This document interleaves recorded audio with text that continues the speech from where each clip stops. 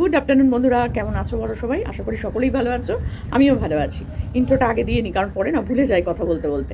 তো আজকে কথা বলবো আমাদের সোনামাম্মাকে নিয়ে, একটা কথা বলবো সোনামাকে নিয়ে। হ্যাঁ, আমাদের রোহনের সোনামা, আমাদেরও সোনামা।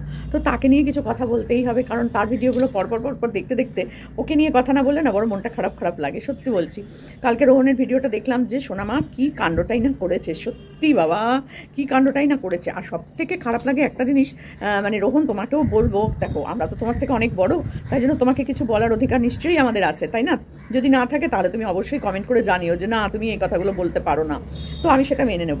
তো সেটা হচ্ছে একটা কথা, যে বাচ্চাটাকে না অল টাইম জুতো পরিয়ে রেখো, কারণ এমনিতেই বাচ্চাটা খুব দুরন্ত। আর ও যেই মাঠে ঘাটে বেরিয়ে পড়ে, এটা কিন্তু ভীষণ ক্ষতিকারক ব্যাপার, তাই না? আর ধান কেটে নেওয়ার পর মাঠের ওই যে ধানের এই গোড়াগুলো থেকে যায় না, ওগুলো কিন্তু খুব পায়ে লাগে। তো কারণ আমার মামার বাড়িও তো গ্রামে ছিল, আমি দেখেছি, আমি ওগুলোর মানে অভিজ্ঞতা আমার আছে। পায়ে ফুটলে ভীষণ লাগে। আর তাছাড়া কোথায় কি কাকড় টাকড়, কোথায় কোন কাঁচ ভাঙা কী পড়ে থাকবে তার তো কোনো ঠিক নেই।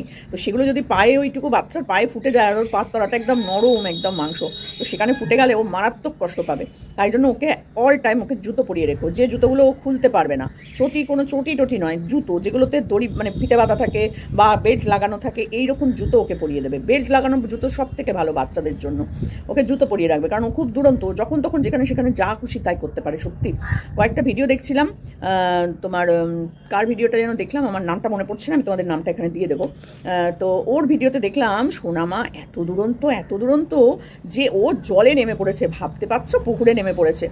আর ওইখানে আরও ছোট কতগুলো বাচ্চা থাকে, মানে ওর থেকে একটু বড়, তাদের সাথে খেলতে খেলতে জলের মধ্যে নেমে পড়েছে। ভাবতে পারছো কত বড় অঘটন ঘটতে পারতো। আর রোহনের একটা ভিডিওতে দেখলাম যে সোনামা রোহন না থাকলে কি করে, এইটা দেখার জন্য রোহন চুপচাপ বসেছিল যে দেখি ও কি করে, আমি না থাকলে ও কত মানে কি করে।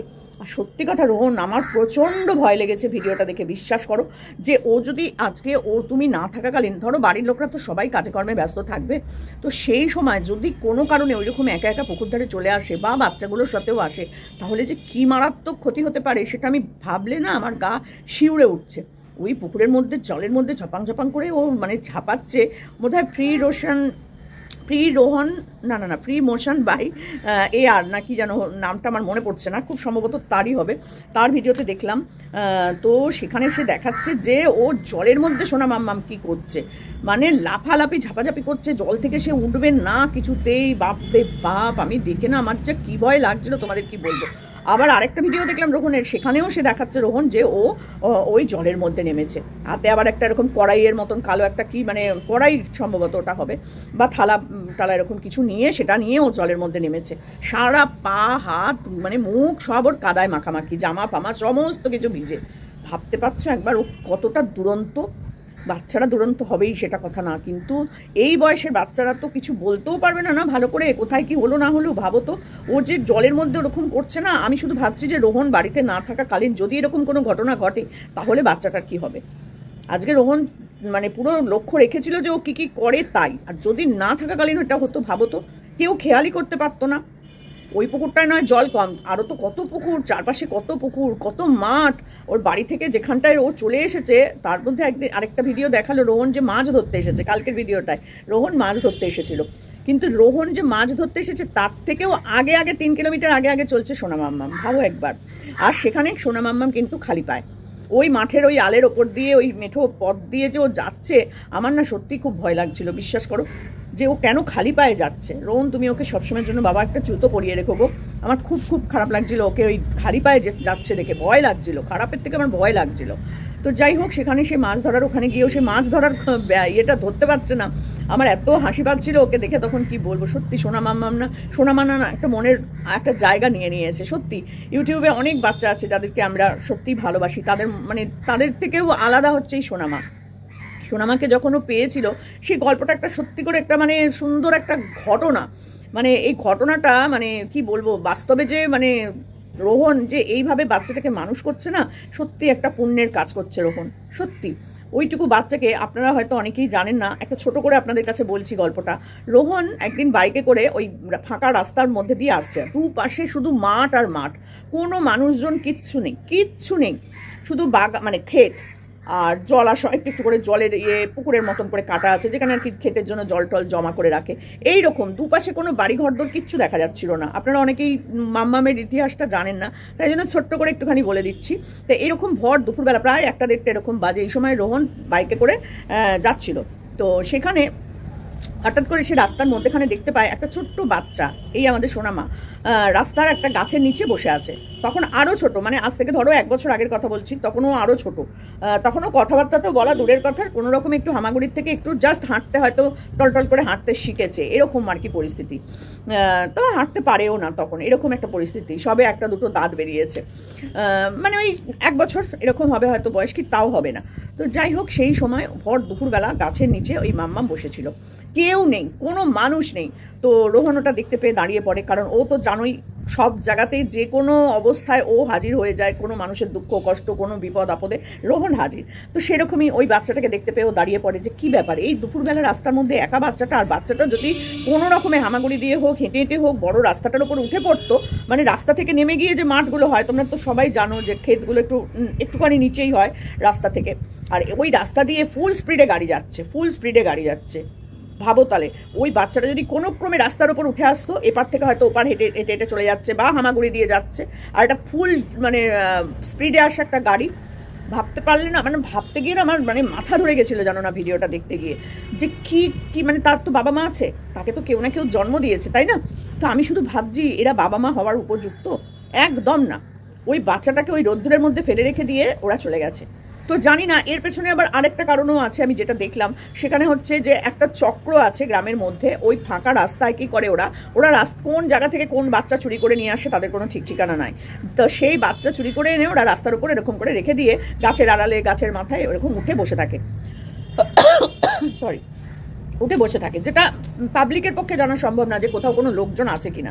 তাও রোহন চারিদিকে দেখেছে কেউ আছে, কেউ বাচ্চাটার বাবা মা আছে কিনা, চারপাশে দেখেছে, ক্যামেরাতে আমরাও দেখতে পাচ্ছি। একজন বয়স্ক ভদ্রলোক বসেছিল, তার কাছে গিয়েও বারবার জিজ্ঞেস করেছে যে বাচ্চাটা এখানে বসে আছে, আপনি জানেন কে বাচ্চার বাবা মা, আপনি জানেন? তো ভদ্রলোক একটু মানসিক ভারসাম্যহীন ছিল, তার জন্য সে কোনো কথা বলে না, আমি জানি না, এরকম একটা কিছু একটা বলে দিল, ব্যাস। আর রোহন দেখেই বুঝেছিল যে সে ঠিক স্বাভাবিক না। তো যাই হোক, সেখান থেকে সে বাচ্চাটাকে জল খাওয়ায়, জলের বোতলে করে জল খাওয়ানোর জন্য বাচ্চাটাকে ওর বাইকের মধ্যে উঠিয়ে বসায়, কারণ ওখানে বসিয়ে তো জলটা খাওয়াতে পারবে না, বাইকে করে ওপরে বসিয়ে ওকে বোতলের করে জল খাওয়াতে যাবে। এরকম সময় গাছের আড়াল থেকে এদিক থেকে ওদিক থেকে 3টে লোক এসে হাজির হয়।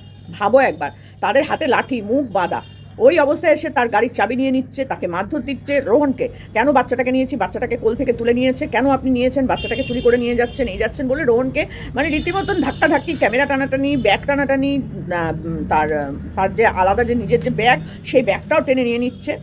তখন রোহন বলছে আমি বুঝে গেছি আপনাদের কি চাই, আপনারা প্রথমে জিজ্ঞেস করেছে আপনারা কারা, বলছে আমরা যেই হই না কেন, আমরা এই গ্রামের লোক, তুমি বাচ্চাটাকে চুরি করে নিয়ে যাচ্ছ কেন, মানে চোর অপবাদ দিচ্ছে আর কি ওর ওপরে, বুঝেছো তো? তখন ও বুঝতে পেরে গেছে।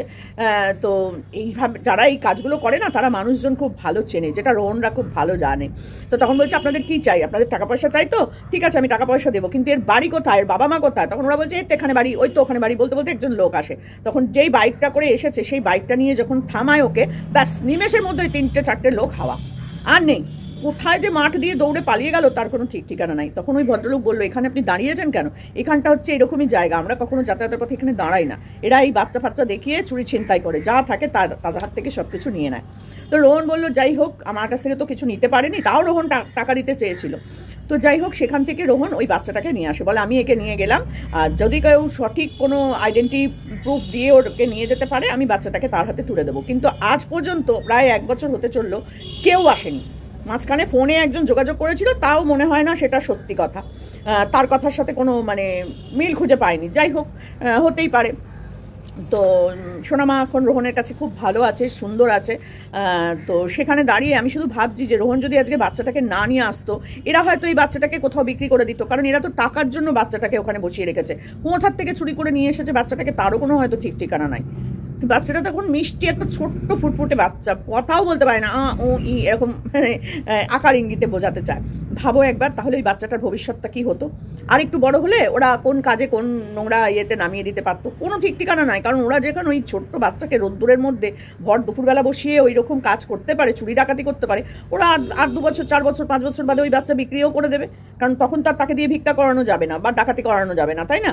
তখন ওই এক মেয়ে মানুষ, বুঝতেই পারছো, 5-7 বছর হলেই পরেই ওরা কোথাও বিক্রি করে দিত। আজকে বাচ্চাটা কোথা থেকে কোথায় চলে যেত, কী নোংরা জায়গায় গিয়ে পড়তো, তার কোনো ঠিক ঠিকানা নেই। সেখান থেকে রোহন ভগবানের দূত, সত্যি করে এই বাচ্চাটার জন্য হয়তো ভগবান তাকে ঠিক সেই টাইমে ওখানে পাঠিয়েছিল, না হলে পরে এই বাচ্চাটার আজকে ভবিষ্যৎটা যে কী হতো কেউ জানে না, কেউ বলতে পারে না। তো ভাবো মানুষ কত নিষ্ঠুর হতে পারে। সেখানে রোহনদের মতন কিছু মানুষ সত্যি ভগবানের দূত ছাড়া আর কিচ্ছু নয়। না হলে মাম্মামটা আজকে যে কোথায় যেত, কী হতো, তার কোনো ঠিক ঠিকানাই ছিল না। হয়তো হয়তো তার বাবাই এর মধ্যে জড়িত, বিচিত্র কিছু নেই, তার বাবাও হয়তো এই দলের মধ্যেই জড়িত, যে মা মেয়েকে এরকম বসিয়ে রেখে রেখে লুটপাট চালাবো, তারপর যখন মেয়ে বড় হবে তখন কোথাও একটা পাচার করে দেবো, ব্যাস হয়ে গেল। কারণ যে বাবা হয়েও এই কাজটা করতে পারে সে সব পারে। আমি বলছি না যে তার মধ্যে ওর বাবা ছিল, তাও ওরা ওখানে একজনকে বলছিল এই যে এর বাচ্চা এটা, এর বাচ্চা এটা, এরকম করছিল। কিন্তু দেখো সবটাই ওদের সাজানো নাটক, জানি না, কিন্তু বাচ্চাটার জন্য তো কারোর কোনো দয়া মায়া ছিল না ওখানে। তো যাই হোক, রোহন ওকে নিয়ে এসেছে, এখনও পর্যন্ত রোহন তার কাছে মায়ের বাবার স্নেহ পেয়েই বড় হচ্ছে, আর সে রোহনকে চোখের আড়াল করতে দিতে চায় না। তো সেই সোনা মাম্মার জন্য একটাই শুধু কথা, রিকোয়েস্ট আমার রোহনের কাছে, যে তুমি ওকে পায়ে একটা জুতো সবসময় পরিয়ে রেখো, বেল্ট দেওয়া যে জুতো, সেগুলো বাচ্চাটা খুলতে পারবে না, সেই জুতো ওকে পরিয়ে রেখো, আর খুব সাবধানে রেখো যাতে ও পুকুর পাড়ে মাঠে ও একা একা না চলে যায়। আমার যে কী ভয় লেগেছে না ভিডিওগুলো দেখতে দেখতে, তোমাদেরকে কি বলবো, বিশ্বাস করো প্রচণ্ড ভয় লেগেছে যে সোনামা যদি কোনোভাবে পা হড়কে জলে পড়ে যায় বা জলে নেমে যাওয়ার পর উঠতে না পারে তাহলে কি হবে। মানে যাকে ভালোবাসা যায় না তার জন্য একটা আতঙ্ক, একটা ভয়, একটা চিন্তা সবসময়ের জন্যই কাজ করে, তাই না? তো সেইটাই আমি বলতে এলাম রোহনকে, জাস্ট যে তুমি ওকে একটা জুতো পরিয়ে রেখো, কারণ আমরা প্রচণ্ড ভালোবাসি সোনামাকে, সেখানে ওর কোনো ক্ষতি হোক এটা আমরা কখনোই চাইবো না। তো এটুকুনি বলার ছিল, এর থেকে বেশি কিছু বলার নেই। সোনামাকে কিভাবে পেয়েছিল সেটাই তোমাদেরকে জানালাম। আর সবথেকে বড় কথা, সত্যি রোহন শুধু না, রোহনের সাথে রোহনের যে মানে সাথে যারা রয়েছে তারাও হচ্ছে তামিম, তারপরে না হলে তামিমকে ভাবো ওইটুকু ছোট্ট বাচ্চার জন্য সে পয়সা জমাচ্ছিল যে ওকে একটা সোনার চেন বানিয়ে দেবে, সেটাও তারা ওই ঘরটা ভেঙেও কিন্তু এমজির জন্য টাকা পাঠিয়ে দিয়েছে। ভাবতে পারছো তাদের মনের মানে মানসিকতাটা কত বড়। এটা কেউ করবে যে নিজের বাচ্চার জন্য একটা হার বানাবে বলে পয়সা জমাচ্ছে, সেই টাকাটাও 16,000 না 17,000 এরকম হয়েছিল টাকাটা, সেই টাকাটাও পর্যন্ত এমজির জন্য দিয়ে দিয়েছে। আর আমরা যারা টাকা পয়সা মানে অকারণ অযথা চারিদিকে নষ্ট করে, এরকম অনেক মানুষ আছে যে জামা কাপড় আছে তারপরেও 5-6 হাজার টাকার জামা কাপড় কিনে ফেললো। মলে গিয়ে দেখলাম, কালকে আমি একটা মলে গেছিলাম, সেখানে অকারণ জিনিসপত্র কিনছে, অকারণ, যেগুলো কোনো দরকার নেই, মানে আছে হয়তো বাড়িতে, তারপরেও লিপস্টিক, নেল পালিশ, টিপ, ক্লিপ, এই ওই সেই তাই, না কিনলেও হয়, কোনো দরকার নেই, এগুলো তো মানুষের বাড়িতে থাকেই, তারপরেও অযথা দেখলাম 2,000-2,500 টাকা শুধু ওই জিনিস কটা কিনে নিল, শুধু শুধু। তো এই শুধুর জায়গায় যদি 1,000 টাকার জিনিস কিনে 1,000 টাকাটা একটা গরিব মানুষকে সাহায্য করে, আমার মনে হয় এই 2,000 টাকার জিনিস কেনাটা তার কাছে কোনো ব্যাপার হবে না। কিন্তু না, তারা এসব তো করবে না। বাবা সত্যি কিছু মানুষকে দেখি গো, অবাক হয়ে যায়। তো যাই হোক, যাদের যেরকম মেন্টালিটি তারা সেরকমই কাজ করবে, বলেও তাদেরকে পাল্টানো যাবে না। কিন্তু রোহনদের মতো মানুষকে বলার কোনো অবকাশই নেই যে আমি এই কথাটা বলবো, ওই কথাটা বলবো না। ওরা যেটা করে মন থেকে করে, মন থেকে করে, আর সেটার জন্যই তারা ভগবানের দূত। আমার কাছে সত্যি এরা হচ্ছে ভগবানের দূত। না হলে ভাবো ওই বাচ্চাটার কাছে সেই সময় তো রোহনের পৌঁছানোর কথা নয়, ঠিক ভগবানও জানে যে কাদেরকে কোন জায়গায় প্রয়োজন, সেই জন্য তাদেরকে ঠিক সেই জায়গায় পৌঁছে দেয়। তো চলো, এটুকুনি বলার ছিল। বাচ্চাটাকে খুব সাবধানে রেখো, খুব আদরের বাচ্চাটা, মুখটা এত মিষ্টি মায়াধারী একটা মুখ না, দেখলে সত্যি খারাপ লাগে, যা হারে কোথাকার কোন বাচ্চা। যাই হোক, তার বাবা মার কাছে থাকলে যে ও এতটা যত্ন পেত না, এটা আমরা দেখেই বুঝতে পারছি, এটা আমরা ওই জায়গাটা দেখার পর থেকেই বুঝতে পেরেছি। রোহনের কাছে যে মা বাবার ভালোবাসাটা পাচ্ছে, সেই ভালোবাসা কখনো তার বাবা মার কাছে সে পায়নি, তাই জন্যই মাম্মা আজ রোহনের কাছে। তো চলো, এটুকুনি বলার ছিল। টাটা।